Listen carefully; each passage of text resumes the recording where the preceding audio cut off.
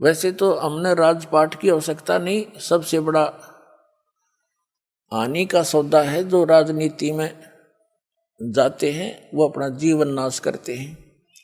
भक्त को राजनीति के आसपास भी नहीं जाना चाहिए।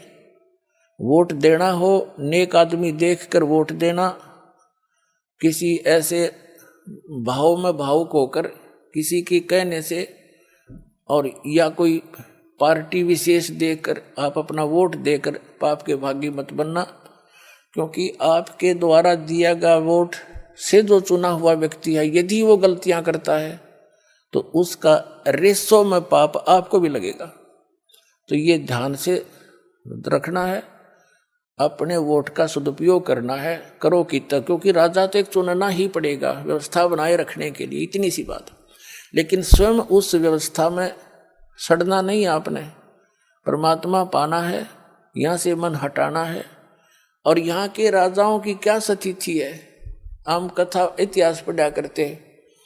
मोहम्मद गौरी ने इतनी बार चढ़ाई करी, 16 बार चढ़ाई करी, फिर विजयी हुआ, विजयी होकर के कला तोड़ दिया, इतने आदमी मरवा दिए और 5-7 वर्ष राज्य करा, फिर मृत्यु को प्राप्त हो गया, गधा बना अंडा। वही क्या था मोहम्मद गौरी।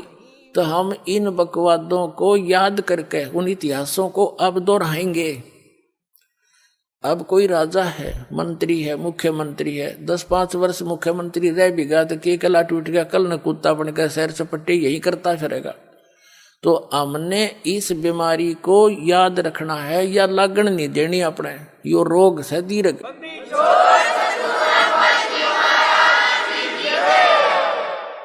अब जैसे क्या याद दिलाते परमात्मा, सर्व सोने की लंका थी वो रावण से रणधीरम, एक पलक में राज विराजी जम के पड़े जंजीरम, मन तू सुख के सागर बस रे भाई और न ऐसा यस रे। जैसे कोई अच्छा राजनेता हुआ है और उसकी मृत्यु के उपरांत उसकी यादगार में उसका स्टेच्यू बना दिया, मूर्ति कोई पत्थर पीतल की, 1 वर्ष में उसका सत्कार करने जाते हैं, राजनेता माला डाल देते हैं, दीप जला देते हैं, उसकी आरती उतार देते हैं, और शेष समय में मनमाने वही राजनेता और कौवा बड़का अपने स्टैच्यू पे ऊपर बैठ कर बीट करता हो सिर पे। बता के जस हुआ, क्या यश हुई है। इस झूठे लोक में यदि आपने सफलता पानी है तो इन यहाँ की मर्यादाओं की तरफ झांकना नहीं है, वही हमें हानि करती है। हम यहाँ के ठाठ पाठ देखकर हम भी बह जाते हैं। तो परमात्मा कहते झूठे सुख को सुख कहे ये मान रहा मनमोद, ये सकल चबीना काल का कुछ मुख में कुछ गोद। ये सब काल का आहार है, काल व्यवस्था है। काल व्यवस्था से ऊपर उठेंगे तभी हम परमात्मा पाएंगे। अब क्या बताते हैं परमात्मा, क्या मांगो कुछ थिर ना रहाई, और देखत नैन चला जग जाई, 1 लख पूत 1.25 लाख नाती, उस रावण का आज दीवान बाती। हम एक पुत्र प्राप्ति के लिए खड़दू उतार देते हैं, संतान हो जा, संतान हो जा। कोई बात नहीं, परमात्मा अगर चाहेगा तो वो भी आपको अवश्य देगा, लेकिन इस ज्ञान को आधार बना के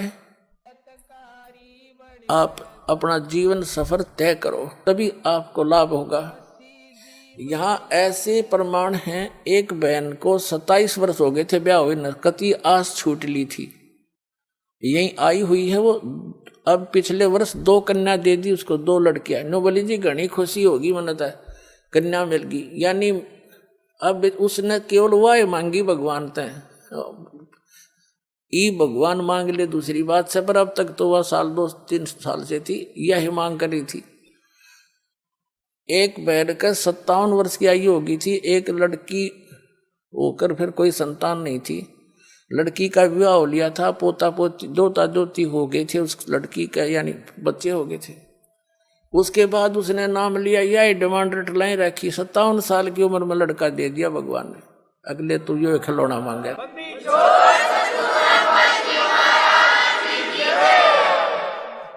तो पुण्यात्मा हम ये खिलौने मांगते हैं, इन खिलौनों ने जब मांगना बंद कर देंगे ना, जब भक्ति हमारी सफल होगी। सुन रहे थे जगत गुरु तत्वदर्शी संत रामपाल जी महाराज जी के मंगल प्रवचन। अधिक जानकारी के लिए विजिट कीजिए हमारी वेबसाइट www.jagatgururampalji.org।